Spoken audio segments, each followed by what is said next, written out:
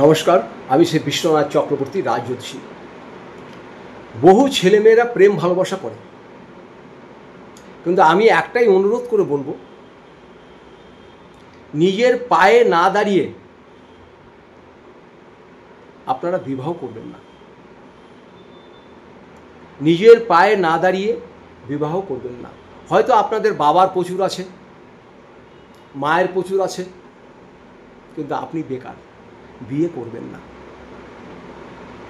সবসময় জানবেন,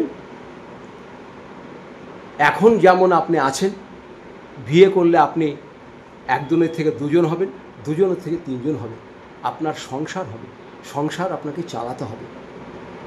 সুতরাং নিজের পায়ে না দাঁড়িয়ে বিবাহ কেউ করবেন না। আর আজকাল 5,000, 7,000, 10,000 টাকায় মাইনার চাকরি করে বিয়ে করা চলবে না, বিয়ে করা চলবে না।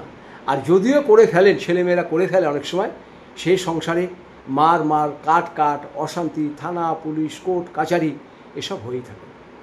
আমি মেয়েদেরও বলবো, ছেলেদেরও বলবো, ভালো সবাইকে বাসুন। ভালোবাসলেই যে আমাকে তাকে বিয়ে করতে হবে এর কোনো মানে নেই। একটি মেয়ের উচিত একটি ছেলেকে সময় দেওয়া, আর একটি ছেলের উচিত মেয়েটাকে যদি সত্যি ভালোবাসে তার জন্য পরিশ্রম করে একটা কর্ম করা, কেন আপনাদের সংসার হবে। সংসারটা কিন্তু পুতুল খেলা নয়। আজকে মা বাবা রোজগার করছে, তাদের মুখের দিকে তাকিয়ে বিয়ে শাদী করলেন, সম্পত্তি আছে, জায়গা জমি আছে, করলেন, এগুলো করবেন না। আর আমি মেয়েদেরকে বলবো, আপনাদের হাত জোর করে বলবো, বোনের মতন বলবো, আপনারা যখন তখন ভালোবেসে ফেলবেন না। ভালোবাসতে গেলে সব দিকে যাচাই করবেন, যাচাই করে বংশ যাচাই করবেন, ছেলে যাচাই করবেন, কর্ম যাচাই করবেন, ডেট অফ বার্থ ম্যাচিং করবেন, তবেই কিন্তু হাত বাড়াবেন।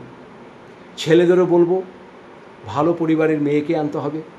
মা বাবা বহুত কষ্ট করে বড় করেছে, এমন একটা মেয়েকে নিয়ে আসলাম, তারপরে সে বলল আমি তোমার মায়ের সঙ্গে থাকবো না, তোমার বাবার সঙ্গে থাকবো না, তোমার দিদির সঙ্গে থাকবো না, আমাকে আলাদা নিয়ে চলো, নতুবা বাড়ি চলে যাব, নতুবা আমি ঘরের দরজা বন্ধ করে দিল। ছেলেটা টেনশনে মরে গেল, আমি বাঁচবো না, মরে যাব।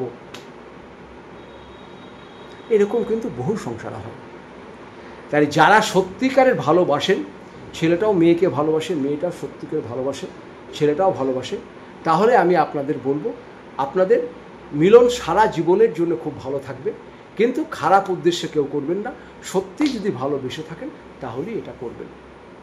যেমন স্বামী স্ত্রীর ভালোবাসা নাই, আপনারা এটা করতে পারেন।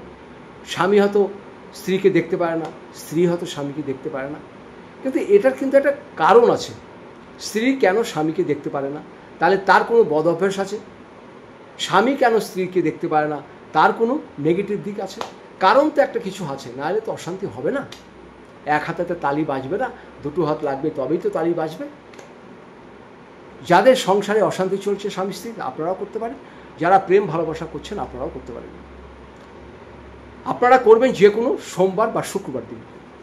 দুটো বেলপাতা নেবেন, দুখানা বেলপাতা, দুটো বেলপাতা নেবেন। দুটো বেলপাতাতে একটু মধু নেবেন, মধুর মধ্যে একটু সিঁদুর মিশাবেন, সিঁদুর কাঠি দিয়ে। একটা বেলপাতাতে স্বামীর নাম, একটা বেলপাতাতে স্ত্রীর নাম, একটু মধু লাগিয়ে দুটো বেলপাতা একসঙ্গে করে শিবের মাথায় দিয়ে দেবেন, সোমবার বা শুক্রবার। যারা প্রেম ভালোবাসা করেন, কোনোদিন যেন আপনাদের বিচ্ছিন্ন না হয়, আপনারা এটা করতে পারেন। প্রথমে মেয়ের নাম লিখবেন,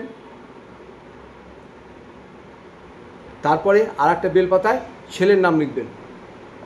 এই দুটোকে একসঙ্গে করে শিবের মাথায় রেখে দিন, আপনাদের সম্পর্ক সারা জীবন ভালো থাকবে। ছোট্ট একটা জিনিস বলে দিলাম। সবাই ভালো থাকবেন, সুস্থ থাকবেন। আপনাদের সকলকে নমস্কার জানাই।